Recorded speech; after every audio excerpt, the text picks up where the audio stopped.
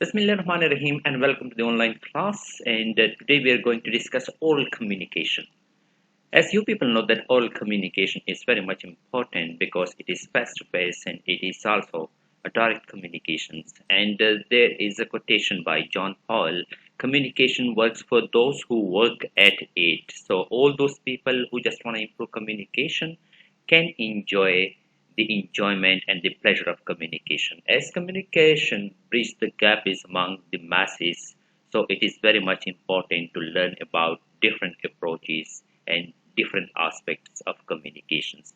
So in this part of your course, we would be discussing what is oral communication, what is the importance of oral communication, how can we prepare oral presentation, what are the tips for face-to-face communication or conversation. So that all includes, uh, that all would be discussed in this particular lecture. So let us see.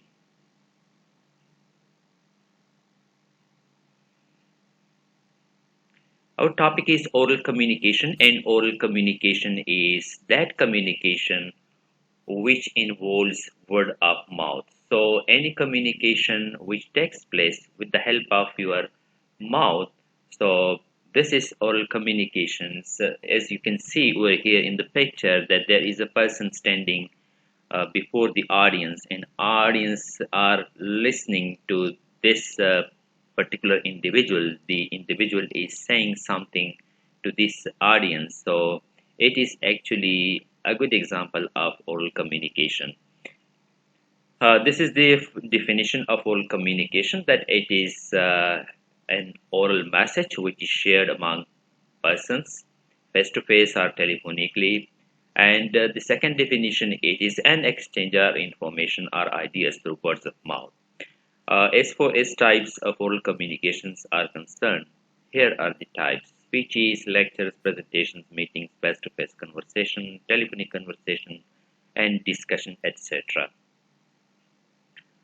As far as the importance of oral communication is concerned, it is important because it saves time. It is very much effective because you can directly assess the emotions of the recipient, uh, the speaker as well, if you being the listener.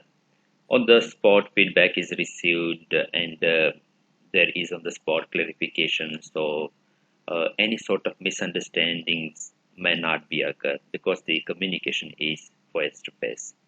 It is economical because when you use written communication, so you would be required to use the pen, paper, mail cost, and blah blah blah. So this is economical. Tone of a speaker can be assessed directly, and you can just assess the individual internal emotions by his or her tone and the paralanguage. It actually strengthens the foundation of a good relationship. I mean that if you are having or possessing oral communication skills, you would be successful in building up good relationship with the audience. It actually promotes a positive image of an individual. I mean that if any individual is orally good, and if he is effective and effectively he can communicate the message, so his positive image and his reputation would definitely be established in the minds of the recipients. Oral presentation may be a short talk, and it is actually a planned one, and this can be delivered and on any topic, and it may be in seminar, in a meeting, or in a conference. So, followings are important uh, tips for an effective oral presentation. The very first one is the three P's: plan, prepare, and practice.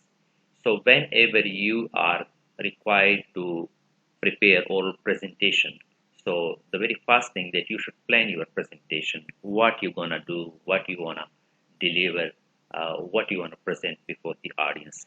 So plan it before you deliver it. Prepare. There are some preparatory steps that are to be taken, and well prepared presentation would definitely last an impression upon the audience. So you must try to take care in preparing in your presentation. And then practice is very much important, so you should try to rehearse your presentations when it is prepared, because when you are well prepared, when you are well practiced, so your presentation would be very much effective. Focus on the needs of audience. Whenever you are delivering oral presentation, always try to take into consideration that there may be some needs of the audience. So you should try to stay focused on that needs of the audience. Keep it simple and concise. The more precise and concise your presentation is, the more it would be effective. Give a complete and correct information and check for the audio visual setting before your presentation. Uh, I mean that if you are delivering this presentation through multimedia or microphone, so prior to your presentation, you should try to check all these equipments, whether they are working or not. Respect your audience always, and their culture, their values. After all, you are delivering to this audience, and they are responsible to listen to your presentation. So when you show respect, ultimately you can get respect from the audience side. And then comes the face-to-face communication. It is actually a conversation or communication between the speaker and the listener, and they are present. I mean, both of them are present on the occasion when they are discussing something with one another. So it is face-to-face communication.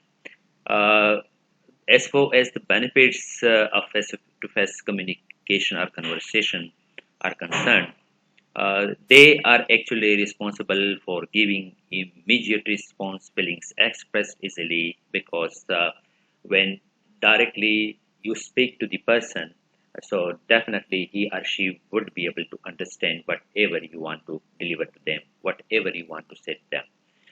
It is actually suitable for discussion. I mean that whenever any sort of discussion on any topic, so it is actually considered to be more effective. Convenient for understanding, less chances of misunderstandings, and direct assessment of nonverbal cues. I mean that whenever you are in conversation with someone face to face, so the nonverbal cues, the body language, the facial expression, the eye contact would give certain messages, and on the spot you can understand all those messages delivered through body language, facial expression, or nonverbally.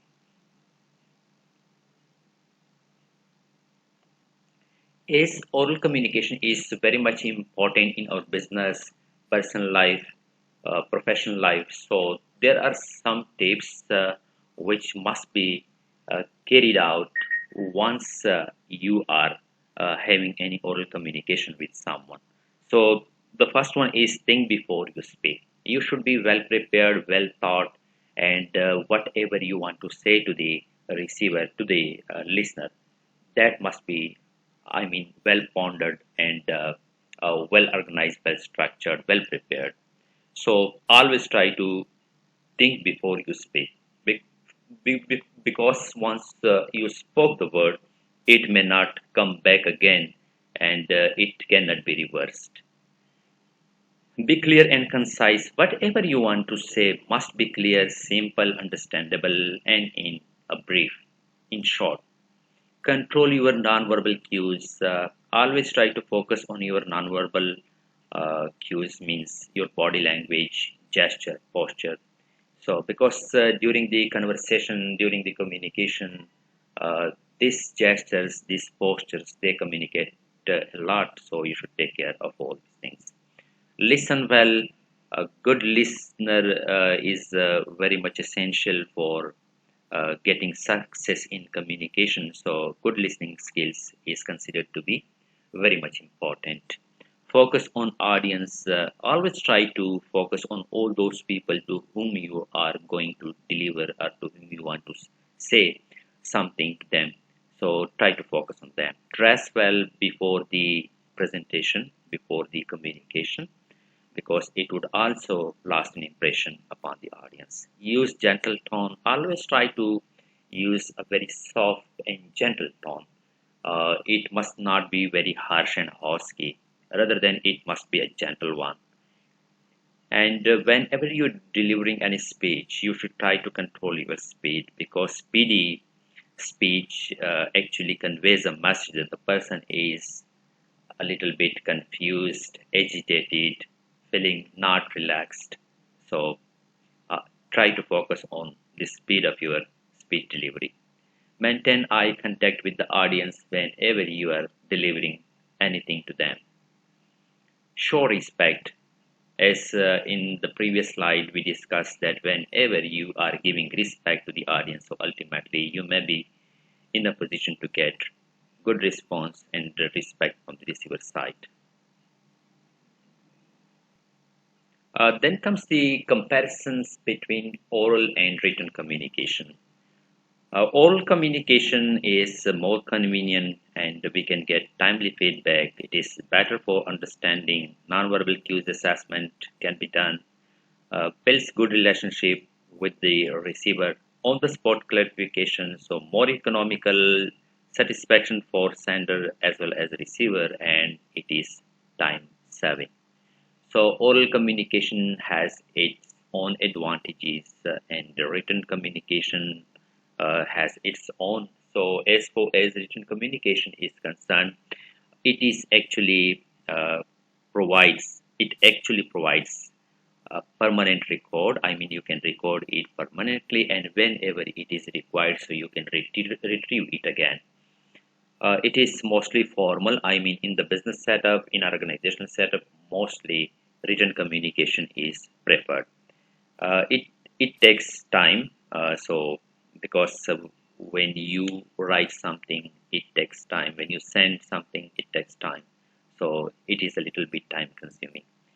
It doesn't guarantee that you would get a positive response or any sort of response from the receiver side, because once you send any message in return to the receiver, you will have to wait.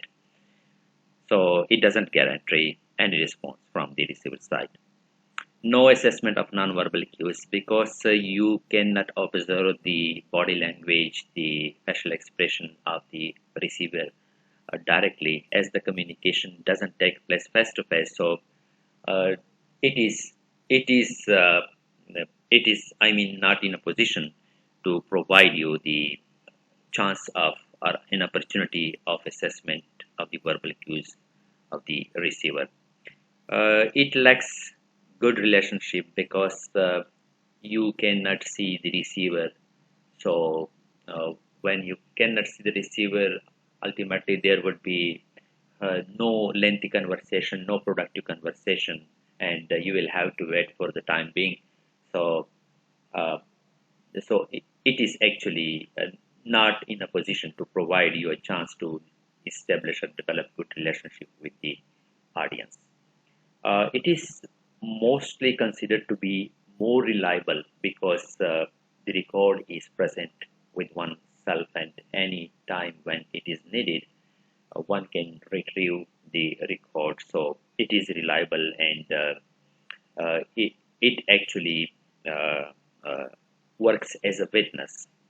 It is action oriented. If you wanna make a request to someone, so you will have to write a petition, you will have to formally draft an application, a request in written, and then you are supposed to convey that particular application to that person to whom you are making a request. So it is actually action oriented, and the recipient then works on your application, and he or she approves your application. So in this way we can say that it is, as compared to oral communication, action oriented. So this was the comparison of oral and written communication. uh, I really hope that you would have enjoyed this lecture today. And if you have any queries, any confusion, any questions, you can put it to me, or you can send it to me via my email, via Google Classroom. So whatever the source feasible for you, you can directly communicate it to me. Thank you.